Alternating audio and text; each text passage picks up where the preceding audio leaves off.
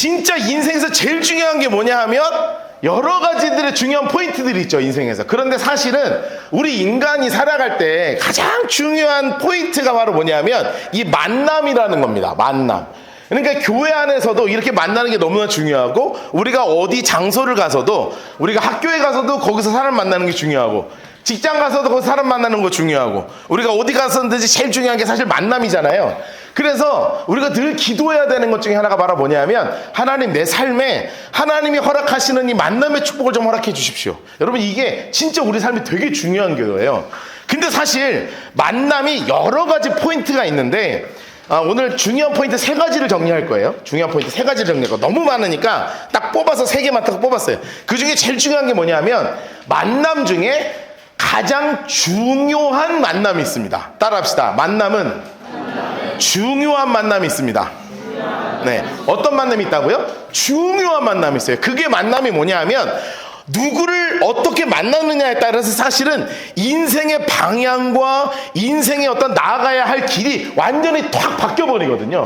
그것에서 가장 중요한 포인트가 되는 만남이 바로 누구와의 만남이냐 하면 우리 예수님과의 만남입니다.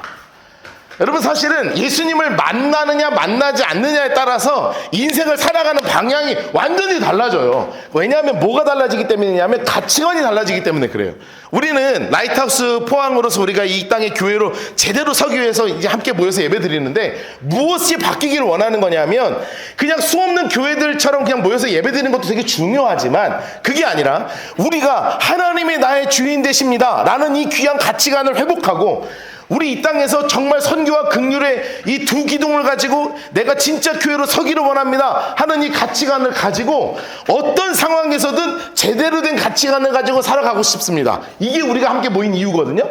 그래서 가장 중요한 게 누구와의 만남이냐면 예수님과의 만남이에요. 혹시 아직 예수님을 내가 인격적으로 만나지 못한 분들이 있다면, 여러분 빠른 시간 안에 여러분의 삶의 주인이 바로 예수님이 되시도록 그런 인격적인 만남을 갖게 되기를 주님의 이름으로 축복합니다. 사실은 이 만남 중에 제일 중요한 만남이에요. 사실 예수님을 가장 핍박했던 사람 중에 한 명이 있었는데, 그게 누구였냐면 사도 바울이었습니다.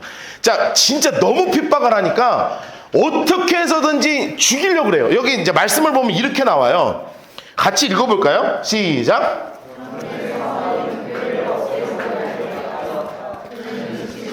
찾아 들어가서 남자나 여자나 가리지 않고 끌어내서 감옥에 넘겼다. 야, 여러분, 이 말씀이 되게 세죠? 원래는 이제 우리가 보통 읽는 성경에 뭐라고 나오냐면, 사도 바울이 교회를 잔멸할세 이렇게 나와요. 근데 잔멸이 원래 원어 뜻이 뭐냐면, 멧돼지 한 마리가 온 동네를 쑥대밭 만드는 걸 잔멸한다는 표현이에요. 근데 그거를 세번역에서 뭐라고 표현했냐면, 교회를 없애려고 날뛰었다 이렇게 나와요. 근데 왜 이렇게까지 했냐 이거예요. 왜 사도 바울은 교회를 이렇게 없애려고 눈이 시뻘개져 갖고 돌아다녔냐? 이제 사도 바울의 원래 출신이 어디 출신이냐면 바리새인 출신입니다. 바리새인. 여러분, 그러니까 우리가 사도 바울 하면, 제가 얼마 전에 어떤 친구하고 이제 통화를 하다가 자기가 독신의 은사를 받았다면서 사도 바울 같이 살겠다는 거예요. 그래서 제가 뭐라 그랬냐면, 미안한데 사도 바울은 결혼을 했다. 뭐 처음 알았어요? 교회 처음 다녀? 아니야?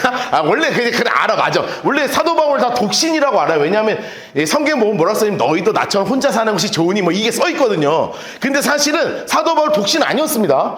왜냐하면 바리새인이 되려면 반드시 뭘 해야 되냐면 결혼을 해야 됐거든요. 그러니까 이미 바리새인들은 10대 때 결혼을 했어요. 그러니까 원우야, 너는 벌써 아버지가 되는 나이야. 왜냐면 10대 후반이면 이미 결혼을 했어요. 그러니까 결혼 안 했을 거라고 생각하시면 안 돼요. 그러니까 바리새파로 이미 결혼을 했는데, 그래서 바리새인이 되었는데, 그럼 왜 혼자냐? 여러 가지 가능성이 있잖아요. 다 옛날 동화책 보면 신데렐라는 어려서 부모님을 잃고요, 백설공주는 엄마가 일찍 죽어서 계모가 왔고요. 다 그런 거예요. 그러니까 예전엔 아이 낳다가도 많이 죽고, 그러니까 사별을 했을 수도 있고요. 또 하나의 가능성이 있는데 성경에 안 써 있으니까 가능성들 찾는 건데, 개종을 했잖아요. 바리새인이 그리스도인이 됐잖아. 그러면 소위 얘기하면 호적에서 파이는 거거든요. 그러면 이 장인어른 댁에서 안 되네, 내 눈에 흙이 들어갈 때까지 너는 내 사위가 아니 되네, 당장 이혼하시게 이랬으면 그냥 갈라섰을 수도 있는 거예요. 그러니까 성경에서는 정확하게 나오진 않으나 결혼한 것은 확실합니다. 자, 그래서 어쨌든 결혼을 해서 목적이 뭐였냐면 진짜 멋진 바리새인이 되는 게 목적이었어요. 그래서 그것을 향해서 달려가는데 바울의 삶에서 자꾸 이게 다리를 자꾸 거는 사람이 생긴 거예요.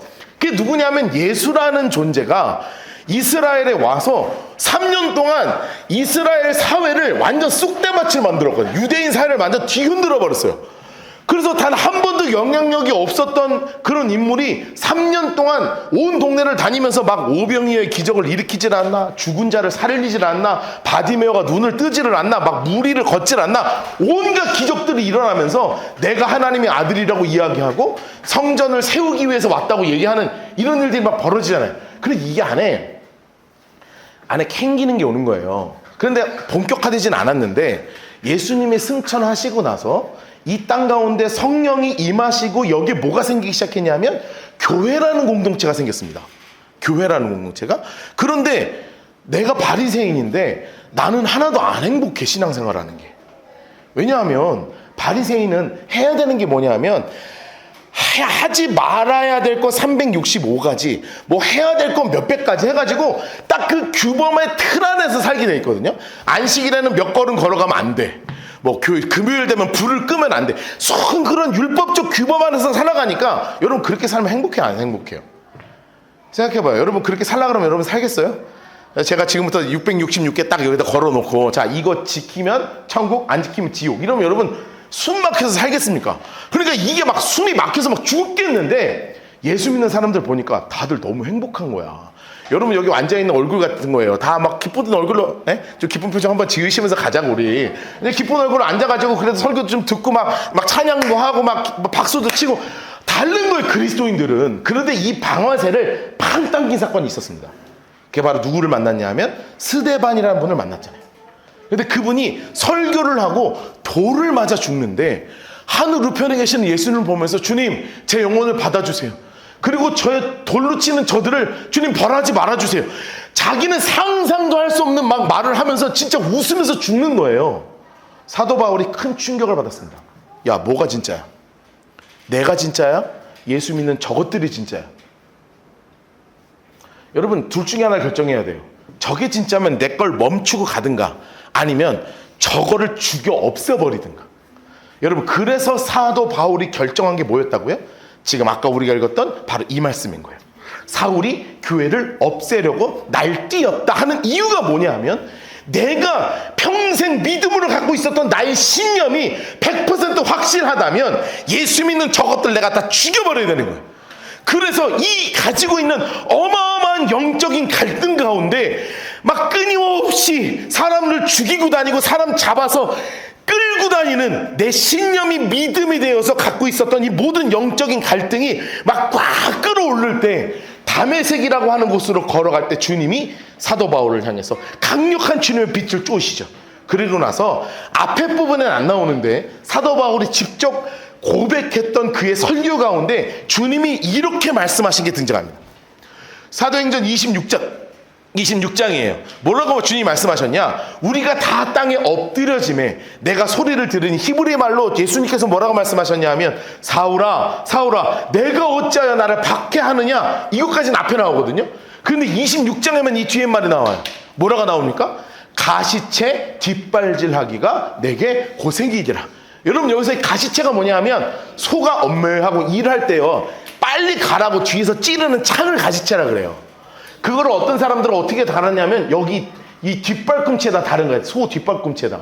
그럼 소가 이렇게 걸으면 엉덩이를 지가 찔러. 그러니까 그냥 빨리 가는 거예요. 밭을 빨리 갈아야 되니까. 그렇게 만들었던 게 뭐냐면 가시체 뒷발질입니다. 그러니까 내 스스로 노력하면서 가는데 가는 걸음 자체가 계속 등을 찌르면서 아파서 죽겠는 거예요.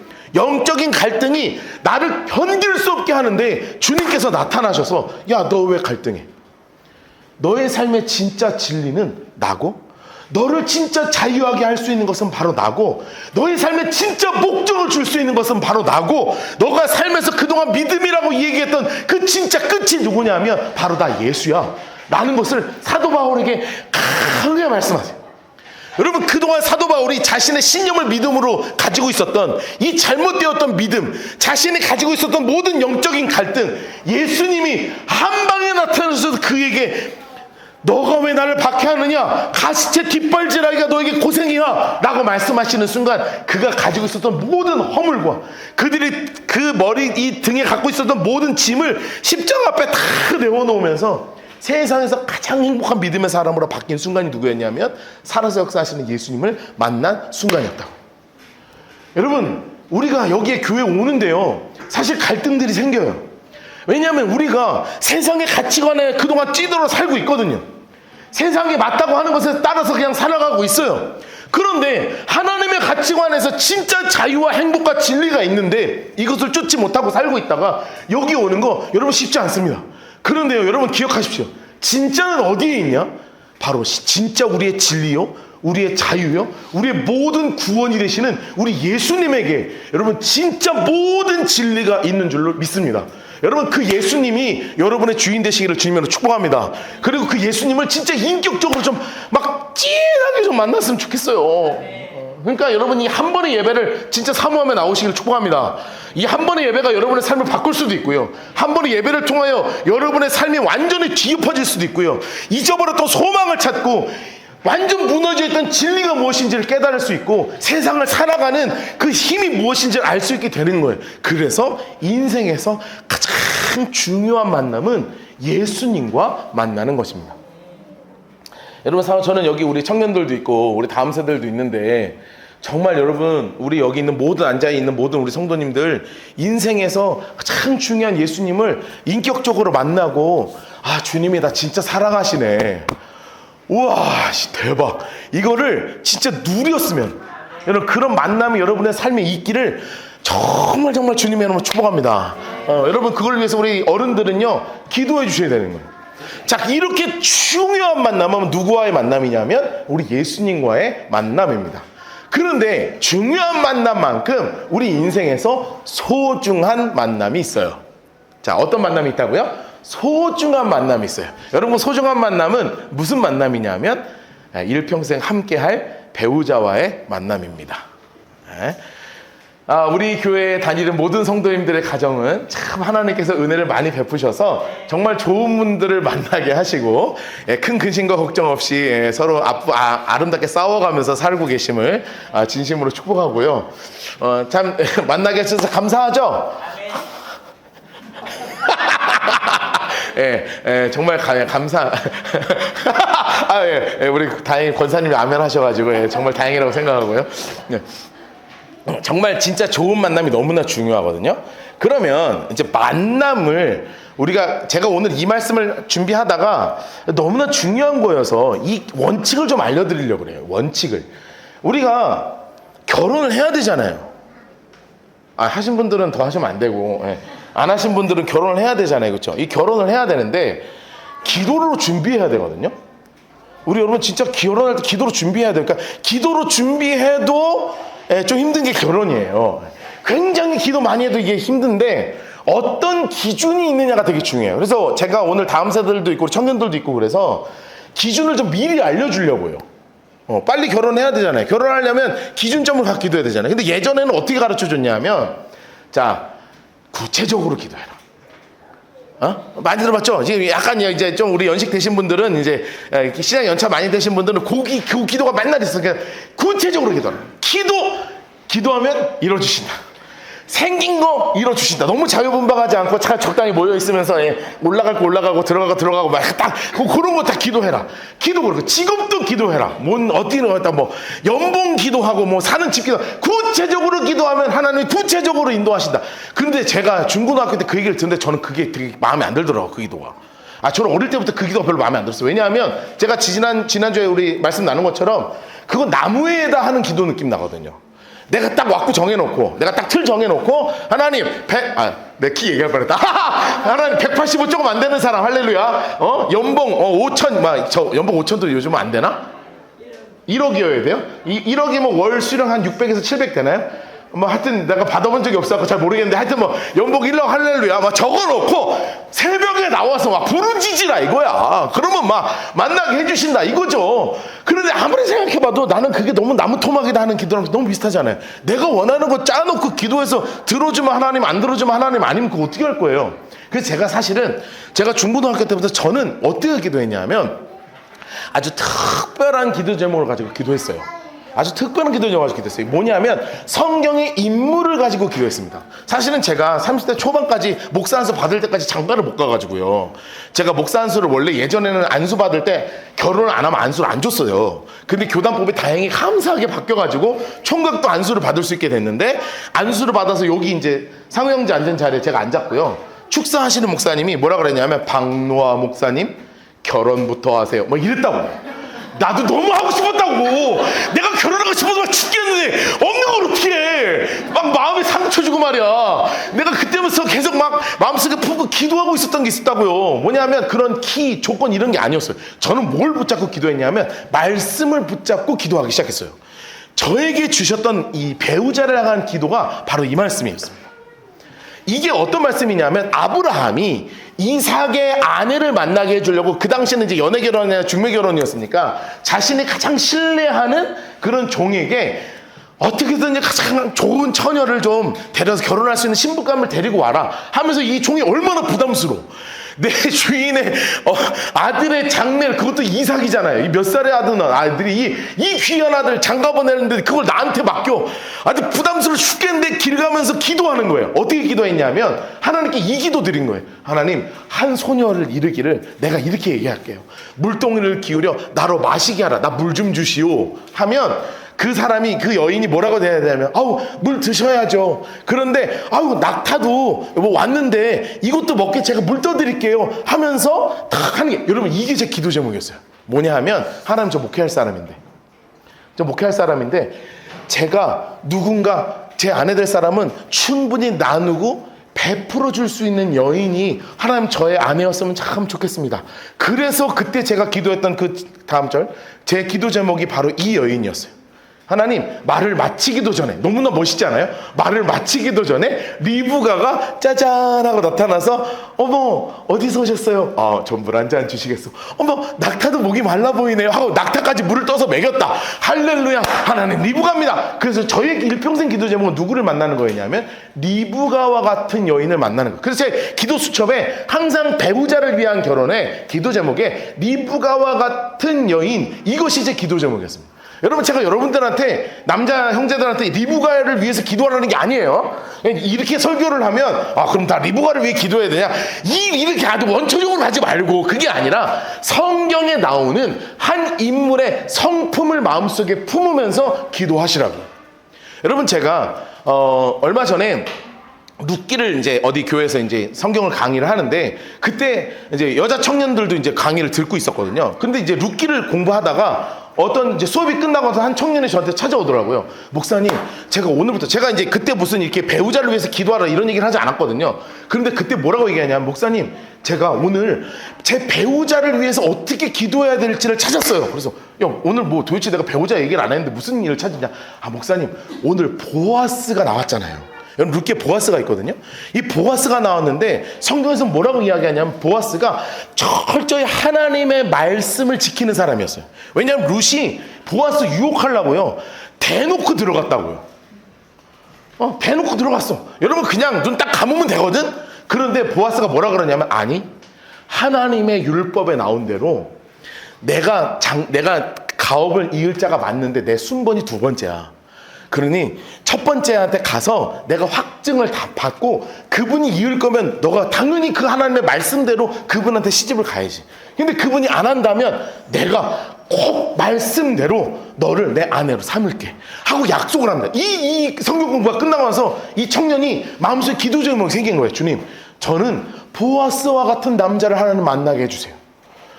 여러분 이렇게 말씀을 기준으로 하여서 내 삶에 정말 중요한 배우자를 만나기를 위해서 여러분의 나이 때부터 이미 결혼하신 분들은 더 이상 기도하지 마시고 하나님 제 다시 스타트 이런 거 없어요. 하나님 저 다시 스타트 이제 지겨워 죽겠다. 그러면 하나님 내가 멈출 테니까 다시 막 이런 거 아니고 이제 새롭게 준비해야 되는 우리 청소년들 어린이들 기도해야 되나? 6학년 기도해야 되냐? 아직은 너 아니지. 넌 아직 하지 마. 중딩 때부터 해도 돼. 우리 중딩부터 시작해가지고는요, 우리 청년들이 이르기까지 하나님, 그냥 내가 원하는 어떤 형태의 남자가 아니라 하나님의 말씀의 기준으로 하여서 여러분 그런 하나님의 사람을 만나기를 원합니다 하고 기도할 때 하나님이 여러분의 삶에 정말 귀한 만남의 축복을 허락해 주실 줄 믿습니다. 여러분 제가 이 설교를 여러분 어른들이 있는데도 하는 이유가 뭔지 아세요? 여러분 주변에 청년들을 만날 때 여러분 그렇게 어릴 때부터 들었던 관습대로 이야기할 가능성이 높아요. 야, 구체적으로 기도해. 아니 그럴 수 있는데 그게 나쁘다는 건 아닌데 그것보다 더 중요한 건 뭐냐면 좀 이렇게 얘기해 주세요. 성경의 인물이 가지고 있는 그 성품을 마음속에 품고 기도하면 너의 삶에 그런 사람을 하나님이 만나게 하실 거야. 여러분 사실 제가 이 설교를 준비하면서 통계를 보는데요, 생각보다 심각하더라고. 1986년생, 9년생, 89년생이니까 만으로 올해 35인가요? 맞죠? 제가 이제 잠깐만요. 좀 공부 다시 확인할게요. 맞아요. 89년생, 만으로 35세 기준으로요, 남자가 몇 퍼센트 결혼했는 줄 아십니까? 33%. 여자가 몇 프로 결혼했는 줄 아십니까? 53%입니다. 네. 그냥 89년생 기준으로. 여러분 89년 계십니까? 여기 손 들어보세요. 89년 있어요? 89년 없어요? 89년 없으면 89년 기준으로 남자 33, 여자 53. 자, 그러면 좀 올라가서 92년생 기준으로 만 32. 자, 여기 혹시 있습니까? 92년생 없어요? 92년생 있어요? 92년생 기준으로 몇 퍼센트인 줄 아십니까? 남자 15%, 여자 33%예요. 결혼율이 박살이 났습니다. 여러분 근데 왜 그런 줄 아세요? 여러분 이거의 원칙을 기억해야 돼요. 왜 그러냐? 그리스도인들은 세상에 흘러가는 풍조대로 살아가는 게 아니라고요. 세상의 풍조는 늘 올라갔다 내려갔다 올라갔다 내려갔다 한다고요. 지난번에도 제가 동일한 말씀을 드렸죠. 뭐냐면 동성애에 대한 부분도 마찬가지예요. 예전에는 허락되었다가 언젠가는 굉장히 죄악시대였다가 언젠가는 허락이 되는 그런 시대 가운데 지금 살아가고 있어요. 이게 출렁출렁, 모든 문화는 출렁거려요. 결혼도요, 문화라고 하잖아요. 결혼 풍습이라고 그러죠. 이게 출렁출렁거려요. 여러분 말도 안 되지. 여러분 30년, 난 라떼도 아니지. 우리 저보다 한 세대 어른들, 우리 여기 계시는 우리 50대들, 보세요. 우리 50대들 생각해 보세요. 23, 24 다 그때 시집 가고요. 30 넘어가잖아요. 큰일 나는 줄 알았어요. 어머, 나 시집 못 가는 거 아니야? 내년에 30인데 나 시집 못 가면 어떻게 막 울고 그랬다니까. 여러분은 이해가 돼, 그게? 30에 벌써 결혼한다 어떡하지, 막 30에 결혼하면 어떡하지, 이런 생각 들지. 아니었다고요. 얼마 전까지만 해도 안 그랬어요. 이게 출렁출렁 한다니까요. 그런데 이게 왜요? 세상의 가치관을 가지고 가면 출렁출렁 하려요. 그런데 기억하셔야 돼요. 우리 그리스도인들은 어떤 가치관을 가지고 살아가는 사람? 성경의 가치관, 하나님이 가르쳐 주신 그 말씀의 가치관 가지고 살아가죠. 성경에 뭐라고 나와요? 창세기 보면 이렇게 나오죠. 여호와께서 하나님에게 이르시되 사람이 혼자 사는 것 좋지 않아. 내가 그를 위하여 돕는 배필을 지으리라. 여러분, 사람 혼자 사는 거 좋지 않아요. 세상은 85%가 결혼 안 하는 세상이 와버렸어. 32살인데, 그러니까 한국 나이로 34이에요. 34인데 85%가 결혼 안 하는 세상이 왔어요. 그런데 성경적 가치관은 뭐예요? 혼자 사는 거 안 좋아. 34대에서는 혼자 사는 거 아니야 라고 써있다고. 여러분 34이세요? 네? 전 34 혼자 아니었어요. 32에 혼자. 32에 장가 갔어요. 다행이죠. 저 32에 우리 안에 25밖에 안 됐거든요. 괜찮죠? 아주 훌륭한 나이라고 할 수 있죠. 아주 훌륭한 나이에 저는 장가를 가지고 아주 욕하지 마시고 눈으로 욕하지 마시고 그럴 수 있잖아요. 사람 살다 보면 그럴 수 있는 거예요. 그런데 꼬였잖아. 자, 중요한 게 뭐냐? 혼자 사는 거라고. 성경의 원칙은 혼자 사는 게 성경 원칙 아니에요. 그런데 세상은요, 다 어떻게 하라 그러냐면 혼자 사는 게 좋다고 얘기해. TV 보세요. 다 혼자 살지. 나 혼자 사는 게 세상 제일 좋고, 뭐 혼자 무슨 원룸을 꾸미고 앉았고, 뭐 어디 혼자 여행 가고 혼자 캠핑하고. 여러분 다 무슨 같이 하는 것보다 혼자 하는 게 훨씬 많이 나오죠. 왜요? 이게 세상의 문화라니까요. 이거는 계속 바뀌는 거예요. 우리 그리스도인들은 세상 문화 따라가는 사람들 아니에요. 자, 그럼 결혼하면 어떻게 살아야 되냐? 성경에서 이렇게 원칙이 나와요. 그러므로 남자가 부모를 떠나 그의 아내와 합하여 둘이 한 몸을 이루라. 결혼의 원칙이 뭔지 아세요? 부모 떠나 사는 거예요. 부모님을 공경하는 건 맞지만 모든 결정은 부모님과 같이 하는 게 아니라 우리 부부끼리 지는 거라고요. 여러분 이게 성경적 원칙이에요. 그럼 부모님 되시는 분들은 결혼시킬 때 어떻게 하는 거예요? 떠나보내는 거예요. 내 사랑하는 아들 떠나보내는 거예요. 내 사랑하는 딸 떠나보내는 거예요. 어떤 자식인지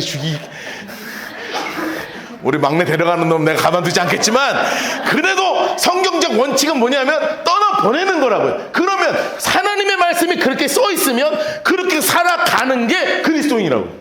그러니까 뭐 세상에 대한민국 0.6%고 뭐 15% 이런 퍼센테이지 때문에 내가 애를 낳고 결혼하고 양육하고 이런 문제가 아니라고요. 하나님의 나라의 원칙대로 살아가는 게 누구냐면 그리스도인들이에요.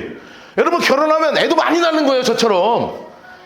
그러니까 내가 설교할 수 있잖아요. 이만 달고 많이 낳아야지. 셋은 낳아야지. 넷 낳고 다섯 낳고 여섯 낳고 일곱 낳으면 빡세니까 셋 낳으라고요. 왜냐면 많이 낳으면 좋아요. 왜냐하면 이게 그래야 믿음의 파이프라인이 계속 연결될 거 아니에요. 믿음의 대가 끊임없이 연결돼야 될 거 아니에요. 왜요? 이것이 성경적 원칙이기 때문에 그래요. 근데 도대체 출애굽기 읽어놓고 왜 예수님 만나라는 얘기를 하고 왜 결혼하라는 얘기를 하냐. 이게 왜냐하면 오늘 이 출애굽기에 나오는 이 말씀 중에 이 모세가 너무나 귀한 만남을 가졌기 때문에 그래요. 정말 너무나 귀한 만남을 가졌어요. 제가요 모세를 가만히 복귀해 보거든요. 요즘 제가 출애굽기 계속 읽으면서 모세 요 18장까지 올 때의 이 모세의 인생을 살펴보면 정말 불쌍해. 여러분 나이 80 먹고요. 인생에 존경받고 사랑받고 인정받아야 될 그 나이에 자기가 뭐가 잘났다고 그거 하나님이 부르셔가지고 떨기나무에서 불러가지고 이스라엘에 갔더니 거기서 바로하고 그렇게 대결하고 막 무슨 그렇게 지금 몇 달을 살았는지 몰라요. 게다가 왔는데 홍해가 막혀있질 않나. 여러분 얼마나 당했겠어요. 인간적으로 생각해봐. 가자 했는데 갔는데 물 막혀있고 막 죽겠고. 근데 놀라운 거 막 하니까 갑자기 막 갈라지고 막 나도 놀라고 얘도 놀라고 다 놀라잖아요. 넘어갔더니 목말르다고 애로 돌로 나 칠라 그러지 막 배고프다고 막 불질러라 그래. 막 만나 외출하면 쏟아 부어 주시는데 막 누구는 많이 걷었다 덜 걷었다 배고프다 안 고프다 막 말을 얼마나 많아. 막 목마르다가 돌 가고 칠라 그러죠. 게다가 이거 겨우 넘어갔나 했더니 아말렉이 와서 막 뒤로 막 찌르고 막 전쟁을 하요. 2달 동안 멘탈이에요. 여러분 모세 하실래요 안 하실래요? 죽어도 안 해. 나는 천억을 줘도 난 모세는 안 해. 그냥 은퇴 안 해. 이 고생스러운 걸 뭘 합니까? 나 같으면 빨리 그만둬야지. 그런데 너무 지치는 거예요. 2달이 여러분 이 정도 일이 계속 오잖아요. 여러분 진짜 번아웃해서 다 쓰러집니다. 근데 이때 하나님께서 누구를 보내시냐면 정말 위로의 사람이었던 진짜 참 좋은 사람 이드로를 보내시는 거예요. 7절을 보면 이렇게 써 있습니다. 모세가 나가서 그의 장인을 맞아 절하고 그에게 입을 맞추고 그들의 서로 문안하고 함께 장막으로 들어갔어요. 여러분 제가 이 장인이라는 단어가 참 좋더라고요. 왜냐하면 모세가 사실은 정상적인 가정에서 자란 적이 없어요. 왜냐하면 태어나자마자 갈대상자에 담겨서 둥둥둥둥 떠내려갔죠. 공주님이 건졌잖아요. 그럼 공주님이 건졌는데 엄마가 유모로 왔잖아. 여러분 이거 얼마나 불행해요? 어머니를 어머니라 부르지 못하고 아버지를 아버지라고 부르지 못하고 형을 형이라고 부르지 못하는 그런 진짜 불우한 상황을 보낸 거예요. 그러면서 자기 친형제도 아니고 민족도 다른 그런 형이 다른 사람이 다른 형제가 나 대신에 왕 되고요. 나 사람 그 실수 하나 했다고 나를 막 죽이듯이 다 막 내쫓고 결국 어디로 가냐면 40년 만에 광야로 갔는데 진짜 따뜻한 가족을 맞은 거예요. 정말 따뜻한 가족을 맞은 거예요. 나를 정말 따뜻하게 반겨주는 가족을 만난 거예요. 그래서 40년을 잘 살았다가 갑자기 여러분 생각해보세요. 40년 동안 잘했던 사회가요. 어느 날 장인어른을 찾아와서 어르신 저 오늘부로 떠납니다. 왜? 하나님 부르셨습니다. 여러분 뭐라 그러시겠습니까? 자네 잠깐 앉아봐. 자네 나이가 지금 80이야. 정신 차려. 나 이제 금방 죽으면 당신이 이거 다 재산 관리하고 가정을 이어나가야지. 뭔 놈은 갑자기 집을 나가려고 그래. 안 되네. 할만하잖아요. 근데 이대로 한마디 안 하거든요. 가시게. 하나님이 함께 하시길 바라네. 하고 보내요. 정말 좋은 분이에요. 그런데 하필이면 진짜 지쳐있는 이 타이밍에 장인 이드로가요. 다 모세한테 나타나세요. 나는 이 본문 읽을 때 너무 웃긴 게 뭐냐면 모세가 정말 수다쟁이가 나요. 나이 80 먹은 이 양반이 막 입을 쉬지를 못해. 이거 읽어보세요. 8절에 이렇게 써있죠. 모세가 여호와께서 이스라엘 위하여 바로 애굽 사람에 행하신, 성경은 너무 짧게 나와, 모든 일. 여러분, 이 모든 일 뭐가 적혀 있겠어요? 아, 어르신, 제가 바로를 만났는데요, 물이 막 피로 변하고 개구리 막 날라고 막 개구리. 와, 장인어른 개구리가 우는 거 보셨어요? 막 냄새가 얼마나. 여러분, 이거 말하기 시작해 보세요. 이거 얼마나 말이 많았겠어. 끝나자마자 또 무슨 얘기를 얘기해요? 어르신, 제가 출애굽을 했는데요, 홍해가 막혀 있는 거 있죠. 그런데 제가 지팡이 막 여러분, 이거 할 말이 얼마나 많아요. 그런데 그 다음에 그 안에 무슨 일이 벌어지겠어요? 어르신, 이놈의 백성들이 얼마 전에요, 눈을 까디짓고 나를 쫓아와가지고 돌을 들고 나를 찍으려고, 내가 무서워가지고 하나님한테 나 살려달라고, 나한테 왜 그러냐. 그랬더니 막 하나님이 막 걱정하지 말라고 막 하고, 와, 이런 얘기하면서 막 하나님이 우리 구원하신 걸 장인에게 말하면, 나는 이게 너무 인간적인 거예요. 너무 좋아. 여러분, 이런 믿음의 사람을 만나는 만남의 축복이 여러분들에게 있기를 주님으로 축복합니다. 여러분, 어렵고 힘들 때 여러분의 속을 그대로 다 태워놓고 이야기해도 이것이 막 밖으로 돌아서 막 소문되지 않고, 그냥 여러분을 위로하는 위로의 사람, 여러분을 그대로 품어주는, 그런 품어주는 믿음의 사람들을 만나시기를 주님으로 축복합니다. 여러분, 모세에게요, 이 타이밍에 이런 위로가 딱 필요했던 거예요. 여러분, 저는 이번 설교를 준비하면서 여러분들 하나하나 얼굴 떠놓고 기도하는데요, 하나님이 이 기도 제목을 주시더라고요. 우리가 인생을 살아가면서 어렵고 힘든 순간들이 반드시 있는데, 그때 정말로 하나님의 사람, 그 위로의 사람을 만나는 만남의 축복을 우리 모든 성도들에게 허락하여 주십시오. 여러분, 그런 만남의 축복을 진짜 누리는 여러분 되시기를 주님으로 축복합니다. 그런데 그만큼 중요한 게 뭔지 아세요? 여러분들이 이드로가 되는 거예요. 여러분, 우리가 등대 모임을 하다 보면 우리 교회처럼 무슨 할 말이 뭐 이렇게 많은 교회는 나 처음 봤어. 보통요, 다른 교회 가잖아요. 자, 모이세요. 자, 하면 대충 이렇게 질문지 던지면 이렇게 한 두세 마디 이렇게 막 중얼중얼 하다가 다들 어색해가지고 다들 막 애매하게 앉아있다가, 그럼 리더가, 그럼 뭐 특별하게 할 말 없으시면 오늘 그만 마칠까요? 제가 기도하겠습니다. 그럼 보통 10분 안에 끝나고 다 나가거든요. 나는 처음에 그 그림을 생각하고 시작했는데, 우리 교회는 제가 돌아다니면서 뭐라고 돌아다니냐면 땡땡땡, 자, 땡땡땡, 자, 5분 안에 마치세요, 땡땡땡, 이러고 돌아다녀. 그런데 이러면서 제가 뒤에서 살짝 바라볼 때요, 뭘 느끼는 줄 아세요? 말이 너무 하고 싶은 거야. 근데 여기서 실수가 생길 수 있어요. 누가 말을 하고 싶은데 자꾸 잘라먹고 내가 들어가는 사람들이 있어. 없어요? 나만 알아? 있죠? 막, 근데 또 이런 사람이 있어. 너무 내 얘기만 해. 막 입이 열리기 시작하면 딱 느낌이 와. 10분짜리다. 10분 지났는데, 이거 2분, 좀 더 할래나? 그럼, 이거 내가 잘라야 돼, 말아야 돼. 막 계속 모든 앉아있는 사람들이 딱 고민해. 이거 잘라 마라. 하나님 지혜롭게 자르게 해주세요. 막 이러면서 기도거리가 생기는 사람이 있어. 그게 아니라, 좀 나도 말을 적당히 하고, 그리고 누군가 말을 하면 충분히 들어주는 사람이 누구냐면 이드로와 같은 성품을 가진 사람이라고. 여러분, 정말 이런 멋진 사람이 되시기를 주님을 축복합니다. 그런데 사실은 이드로가 그냥 잘 들어줬으면 제가 설교 안 하죠. 뭐 잘 들어주는 세상에서 얼마나 많아. 직업도 잘 들어주는 직업 있어요. 목사. 여러분, 저한테 와보세요. 제가 얼마나 잘 들어주는 줄 알아요? 여러분, 2시간 3시간 얘기해도 다 들어줘요, 나는. 그러면 우리 성도들 진짜 웃긴 게, 여러분들이 한두 사람이 얘기한 게 거짓 모든 사람들이 저한테 뭐라 그러는 줄 아세요? 목사님, 이렇게 남의 얘기 듣는 거 어려우실 텐데 그만 얘기하죠 하면서 2시간씩 얘기해요. 근데 다 그래, 다. 여러분, 그렇게 얘기하는 사람은 그런 게 아니라 거진 저를 만나는 모든 사람은 다 그렇게 얘기합니다. 야, 세상 나 만나면 그렇게 할 얘기가 많은지 한 3시간씩 얘기하는데 지치질 않아요. 근데 저는 즐거워요. 여러분들하고 이렇게 막 대화하고 하는 게 너무너무 즐겁거든요. 이게 들어주기만 하는 거는 어려운 게 아니에요. 사실 훈련만 되면 되거든요. 그런데 여기서 한 걸음 더 나가야 돼요. 자, 그 다음에 읽어봅시다. 이게 진짜 멋진 거예요. 자, 이드로가 어떤 성품이냐? 이드로가 여호와께서 이스라엘에게 큰 애를 베푸사 애굽 사람의 손에서 구원하심을 기뻐하고, 여러분이 기뻐했다는 게 뭐예요? 각시 받쳐 준 거 아니에요? 와, 진짜 이겼어. 근데 여기서 멈춘 게 아니라 그 다음이 중요하죠. 10절 같이 읽어볼까요? 시작. 이드로가 이르되 여호와를 찬송하리로다. 너희를 애굽 사람의 손에서와 바로의 손에서 건져내시고 백성을 애굽 사람의 손 아래에서. 아멘, 아멘.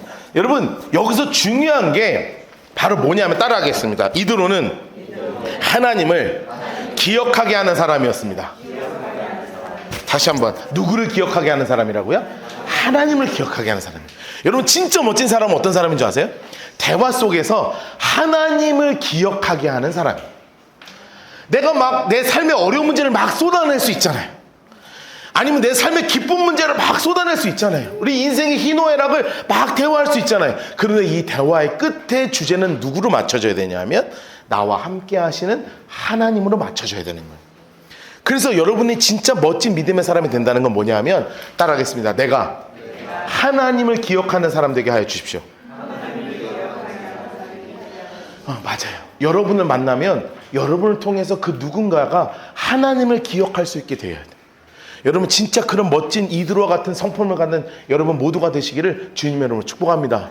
여러분 이렇게 주님을 만나는 가장 인생에서 중요한 만남이 있고 우리 배우자를 위해서 목숨 정말 마음을 다해서 기도해야 되는 소중한 만남이 있으면서 무엇보다 여러분들이 이드로와 같이 진짜로 잘 들어주는 성품과 무엇보다 대화 끝에서 언제나 하나님을 기억하게 하는 정말 이들과 같이 멋진 진짜 믿음의 사람으로 이 땅 가운데 세워지는 우리 모두가 되기를 주님으로 축복합니다.